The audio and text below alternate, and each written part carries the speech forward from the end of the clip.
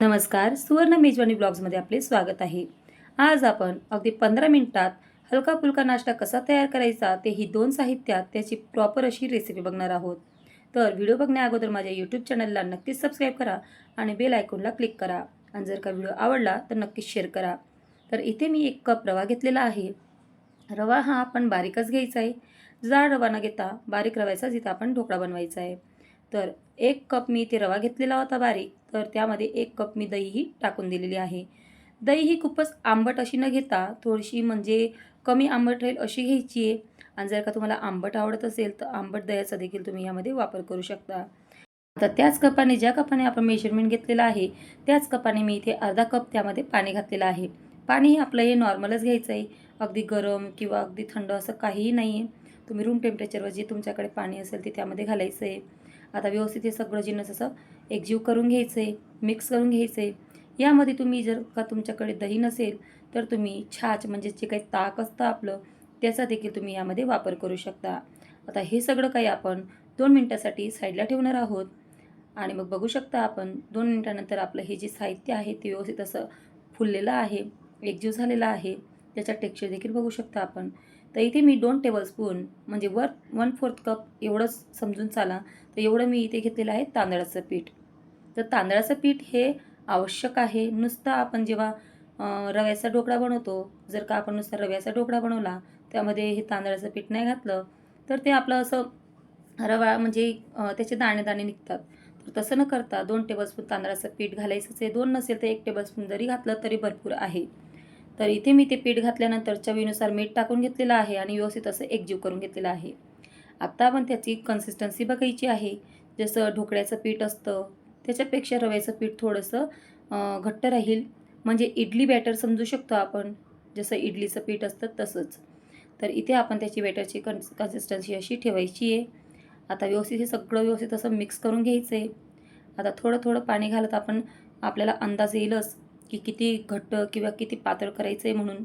हा ढोकळा म्हणजेच प्रामुख्याने जे काही कोणी वेट लॉस करत असतील, डाएटवर असतील, त्यांच्यासाठी खूपच उपयुक्त आहे.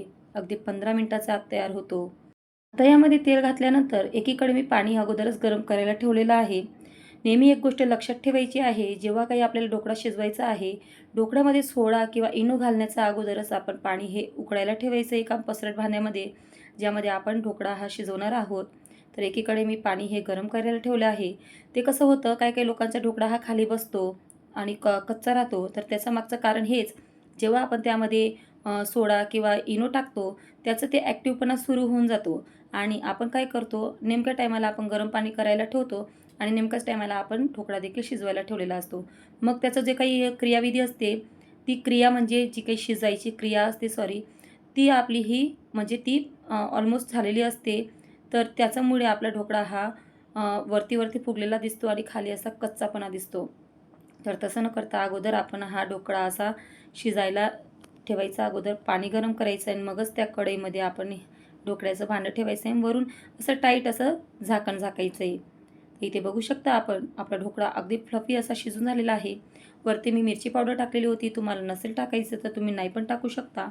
लूक चांगला यायला पाहिजे म्हणूनच मी इथे त्यावरती थोडंसं चटणी पावडर टाकलेली आहे.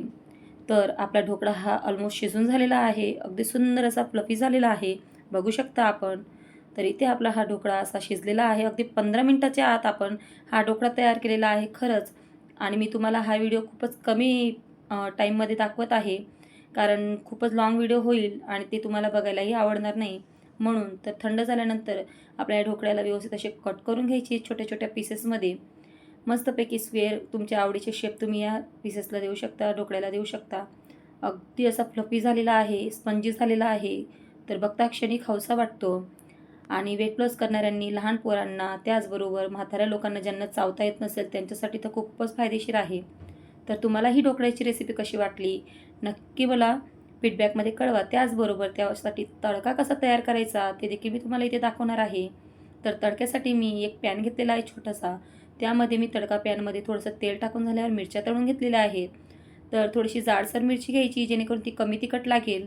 तर ती व्यवस्थित अशी तळून झाल्यानंतर त्यामध्ये आपण थोडीशी जिरे मोहरीची फोडणी देणार आहोत. तर स्टार्टिंगला थोडीशी मोहरी टाकायची, साईडला व्हायचं आहे जेणेकरून ती मोहरी तडतडल्यानंतर अंगावर उडणार नाही म्हणून. आता त्यामध्ये थोडंसं जिरं घालायचं आहे, कढीपत्ता घालायचा आहे आणि मस्तपैकी आपल्या ढोकळ्यावरती त्याला टाकून घ्यायचं आहे. तर तुम्हाला माझी ही रेसिपी कशी वाटली, नक्की ही रेसिपी ट्राय करून बघा. आणि त्याचबरोबर जे कोणी वेट लॉस करत असतील त्यांनी देखील ही रेसिपी ट्राय करा. तुम्ही सकाळी खा, दुपारी खा, जेवणामध्ये खा, रात्रीच्या जेवणामध्ये खा, कधीही खा. एनी टाईम तुम्हाला हा ढोकळा आवडेलच, कारण खूपच सोप्पा आहे. तर अशा नवीन नवीन रेसिपीसाठी यूट्यूब चॅनलला नक्की सबस्क्राईब करा.